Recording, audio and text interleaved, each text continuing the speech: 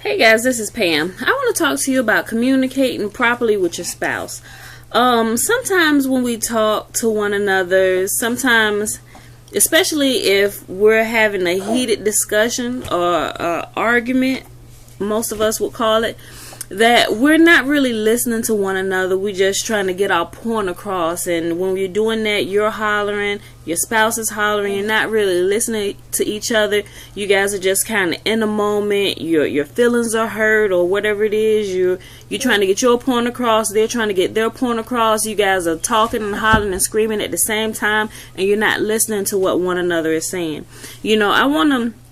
I want you to kind of consider next time you guys get into an argument, if at all possible, let your spouse talk. Let them get out, him or her get out everything it is that they're feeling.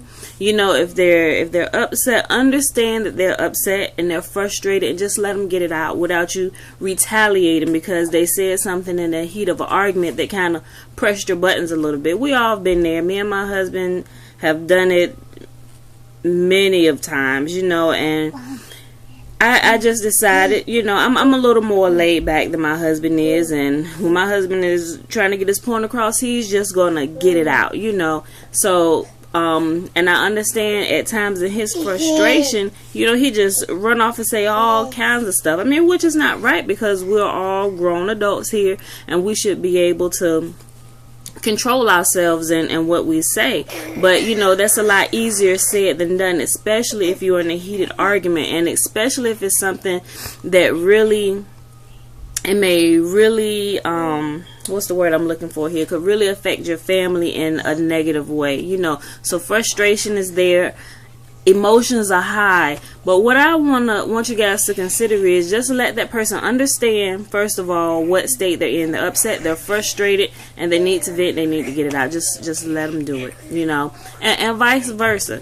Like I said, it's a lot easier said than done, but try it, and once they've gotten it all out, or you guys may even need to take a break and just kind of calm down a little bit, but if it seems like all your breaks, you really don't get calmed down at all, and once you begin to address the situation again, it just raises the emotions back up. Been there, done that.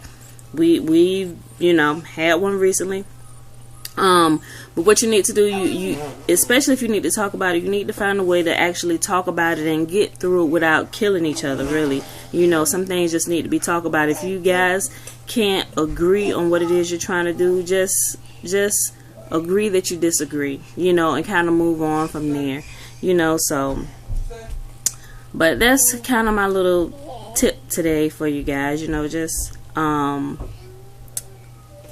of be mindful of the state and emotions when you guys are talking about something. Let me share a little story with you. And also, you want to be mindful, sometimes you're communicating could be miscommunicating the wrong thing to your spouse. Josh, take it off. I'm sorry.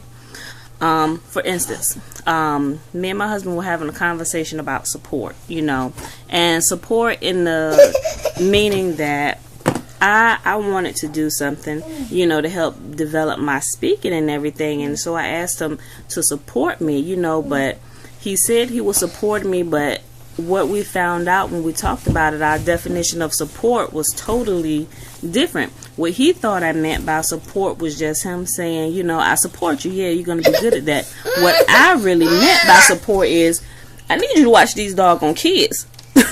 That's the kind of support I was looking for, so now that we were clear on the support and what we mean by that, we never had that issue again, because now he knows that my definition of support is something tangible, and I know that his definition of support is something verbal. Like in me supporting him, he just wants to know mentally that I'm there. Babe, I support you, you can do this, but my definition of support is something tangible. I need you to help me out a little bit. I need you to kind of watch the kids while I do this.